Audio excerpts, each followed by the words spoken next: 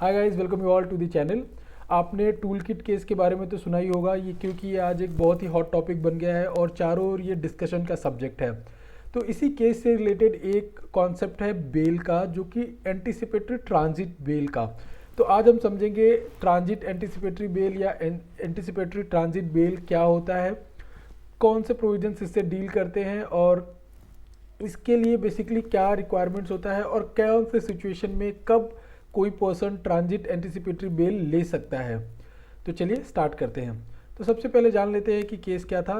Tool kit case था। Tool kit case में मुलुक और निकिता जैकब को, शांतनु मुलुक और निकिता जैकब को महाराष्ट्र में बॉम्बे हाई कोर्ट है, और बॉम्बे हाई कोर्ट ने इन दोनों अक्यूज को मुलुक के केस में Aurangabad high court division bench ने, और निकिता जैकब को high court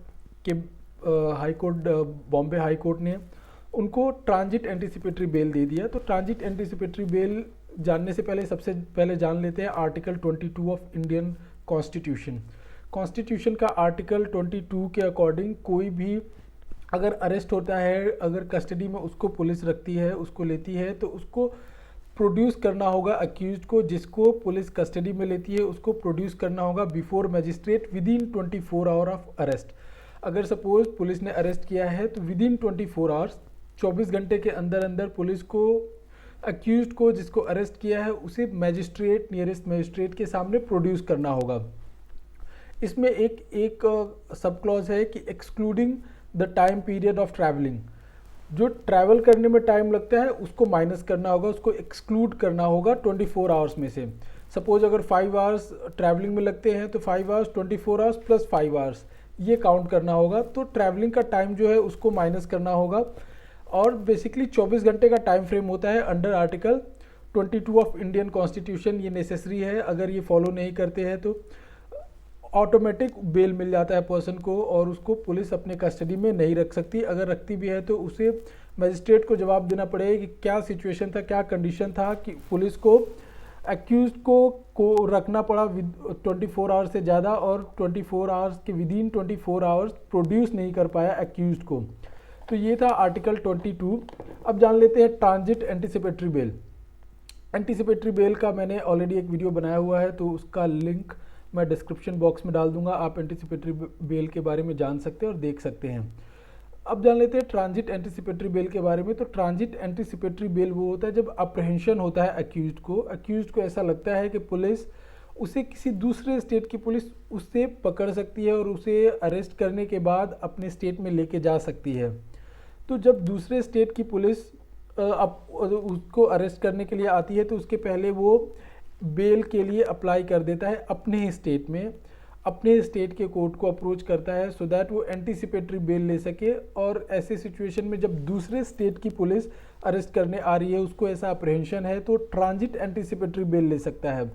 transit anticipatory bail मतलब अगर पुलिस लेके जाती है उसको, तो वो उसके अरेस्ट करने से पहले ही अपने स्टेट में जो कॉम्पिटेंट कोर्ट होता है, जो नियरेस्ट कोर्ट होता है, जो उसके जुरिस्डिक्शन में आता है, जो क्योंकि हर एक कोर्ट का एक जुरिस्डिक्शन होता है, वो जुरिस्डिक्शन में जो भी कोर्ट आता है उसको अप्रोच कर सकता है और वो ट्रांजिट एंटीसिपेटरी बेल के लिए अप्लाई कर सकता है। सो दैट जब उसको पुलिस बुलाए अपने स्टेट में लेके जाए तो अरेस्ट नहीं हो वह उस टाइम पीरियड में, अदरवाइज पुलिस उसको अरेस्ट कर सकती है। तो वो अरेस्ट से बचने के लिए वो एक्यूज ट्रांजिट बेल ले लेता है, सो दैट वो फिर जिस स्टेट में केस हुआ है, जिस स्टेट में एफआईआर हुआ है, जिस स्टेट की पुलिस उसको लेके जाना चाहती है, उस स्टेट में जाके उस जुरिडिक्शन के कोर्ट को अप्रोच कर सके एंटीसिपेटरी बेल लेने के लिए। इट मीन्स एंटीसिपेटरी बेल के पहले का प्रोविज़न है ट्रांजिट एंटीसिपेटरी बेल, क्योंकि ये दूसरे स्टेट की पुलिस लेके जाएगी तो ऑब्वियसली ट्रैवलिंग में टाइम लगेगा, और ऐसे सिचुएशन में अक्यूज को पुलिस के कस्टडी में रहना पड़ेगा।